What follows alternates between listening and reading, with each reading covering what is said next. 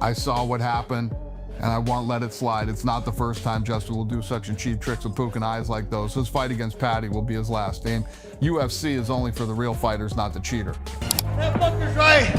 Scousers do not get knocked out. That Scouser does not get knocked out. I'm a Scouser. We don't get knocked out. We don't get knocked out. I take that all day. Oh my God. What a fucking gangster.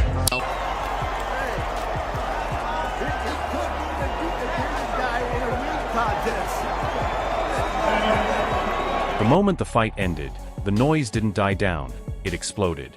Accusations started flying.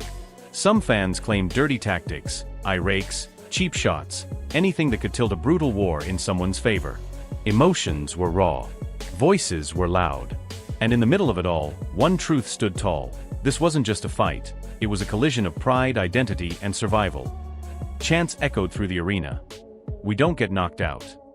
A statement. A belief. A badge of honor. For Paddy Pimblett, that wasn't just talk. That was culture. That was background. That was who he is. When the final horn sounded after 5 violent rounds, even the toughest critics had to admit it. This was a dogfight. A pure test of will.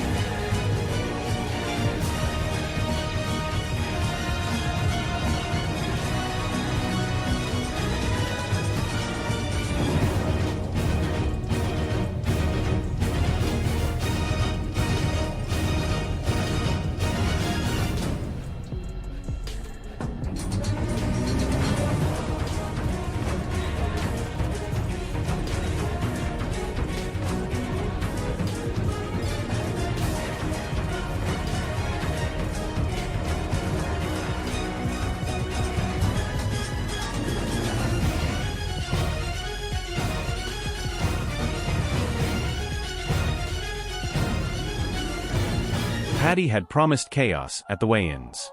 He had promised pain. And even when he tasted the canvas, even when his legs wobbled, he never changed the plan. He kept walking forward. He kept throwing. He kept believing. And that's when people realized something new about him. This man can take punishment. This man can stay in the fire. Justin Gaethje, meanwhile, looked exactly like the fighter the world has known for years. Pressure, leg kicks, hooks that come from hell, and a refusal to step backward. Point two styles. One cage. No escape.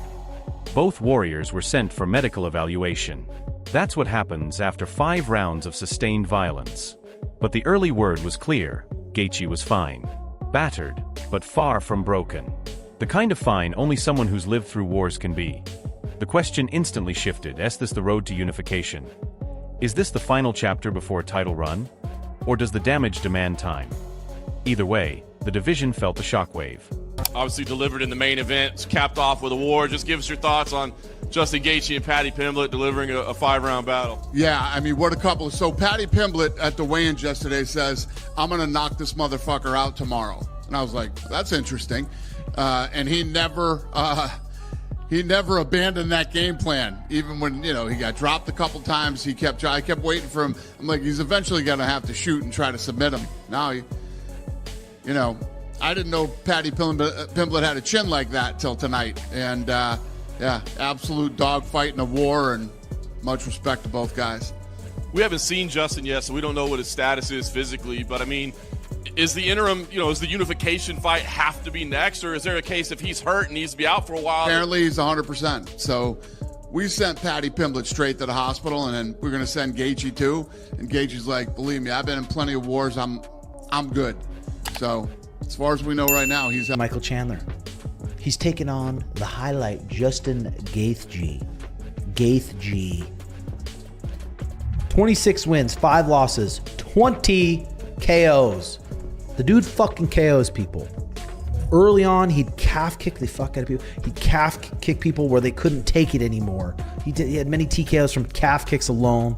The guy is just a dense fucking ball of muscle, built for fighting, 37 years old now. He's crumpled people with his left hook. He's crumpled people with his right hand.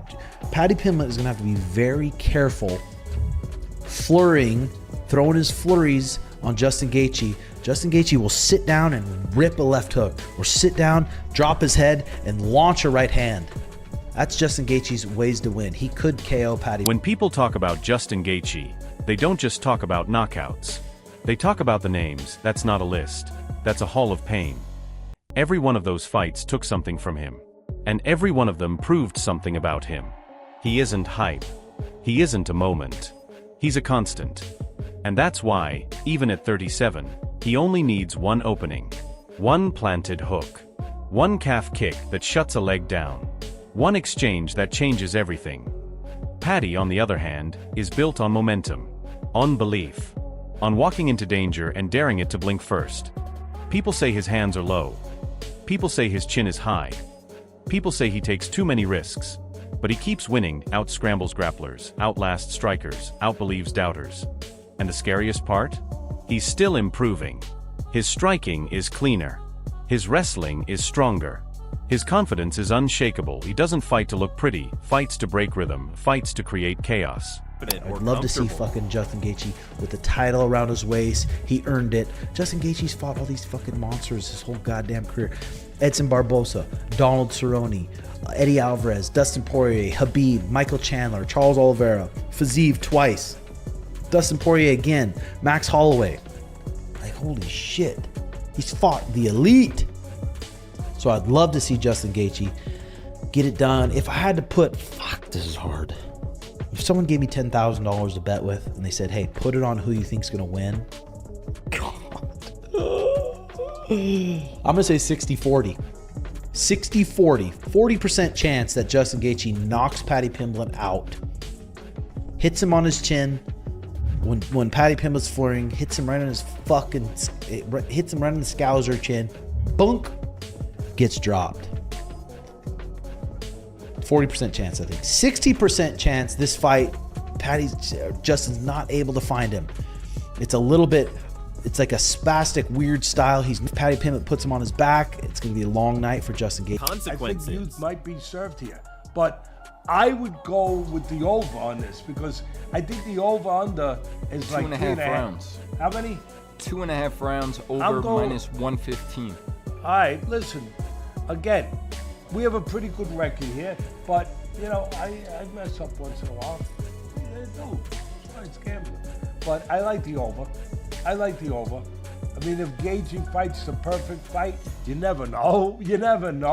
But I know who the judges are probably favoring. Oh, did I say that? I'm sorry. There shouldn't be anything about that. It should just be about what goes on in the cage or in the ring. But I can't help myself but think about things that I see. So maybe, you know, Gaethje would really have to do a job, I think, to get it, which he could. But I think I probably favor Pimblett a little bit. But at the end of the day, if I had to put my bucks down. Some analysts lean toward Gaethje's power, saying one clean counter during a Paddy flurry could shut the lights off instantly. Others lean toward Pimblett's unpredictability, believing that one scramble, one back take, one submission opportunity could flip the entire fight. Two clear paths. Gaethje breaks him with damage. Pimblett survives and strangles the chaos into control. The technical breakdowns pointed to leg kicks, jabs, angles, pressure. Gaethje's ability to plant his feet and throw with bad intentions has ended many nights early. But the counterpoint was just as strong. Paddy gets a body lock, Paddy forces a scramble, Paddy drags him into uncomfortable transition. Then reputation means nothing. Only position does. This wasn't just veteran versus rising star. This was composure versus belief. This was calculation versus instinct. Gaethje has lived in deep waters. Pimblett swims in chaos. One builds momentum with pressure. The other steals it with unpredictability. Younger. Will you be served with Pimblett? Maybe. Gaethje, experience, good striker. He's well-rounded everywhere, but he's got to use the assets of a smaller guy. We've seen it, where you got to box, you got to use your legs, you got to set traps. You know, he's got the capability of doing that. Outmaneuver, outflank Pimblett. You know, Pimblett, let me tell you, he has improved a lot over the last 2 years. He really has, bud. He has gotten better. He's gotten more. You could see he's come into his own. Confidence-wise, physically, he's in great shape. They usually all are. But he's improved. His striking has improved.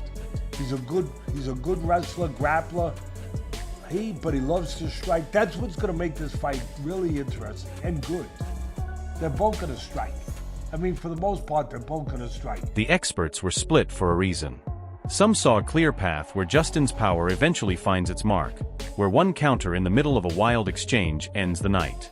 Others saw a different future, one where Paddy survives the storm, forces clinches, creates chaos on the mat, and turns a moment of imbalance into control, and control into a submission. Two paths, equally real, equally dangerous, and the end. This matchup was never about certainty. It was about risk. Do you trust the proven violence of a veteran who has ended nights with a single strike? Or do you trust the relentless momentum of a fighter who walks through fire and believes he cannot be broken? When the cage door closed, reputations, predictions, and statistics all took a back seat. What remained was heart, durability, and the willingness to keep moving forward when everything in your body tells you to stop. And that is why, long after the final bell, this fight still feels unfinished in the minds of everyone who watched it. Heard Gaethje wobble, and then, you know, get to Gaethje's back or something, maybe subble. You know what I mean? Like, Paddy is very well-rounded. You know, he out-wrestled wrestlers, he out-grappled grapplers. He stands with you. You know, he doesn't care. He throws. You know, everybody be like, his chin is in the air. He takes shots. Yeah, he takes shots and he still walk forward. How long will that last? We don't know. And that's the question I have to this fight. Or what his reaction is going to be when Justin Gaethje catches him. Because Justin Gaethje punched like a truck. He kicks like compelling. For me, this is a flip up, bro. I'm not surprised if any of these guys win, because I can see two clear paths to these guys winning. I can see Gaethje catching Paddy, you know, putting him down, finishing him. Then I can see Pimblett catching Paddy, Pimblett catching Gaethje.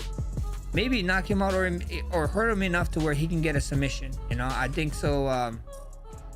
Paramount, the UFC did a really great really great job of putting this first Paramount card together. From the main card, the first main card fight to the main event is sick. It's gonna be action-packed, and you fans are gonna love it. You know, the new fans are gonna love it. I mean, Gaethje is just violence. Paddy Pimblett doesn't run away from violence.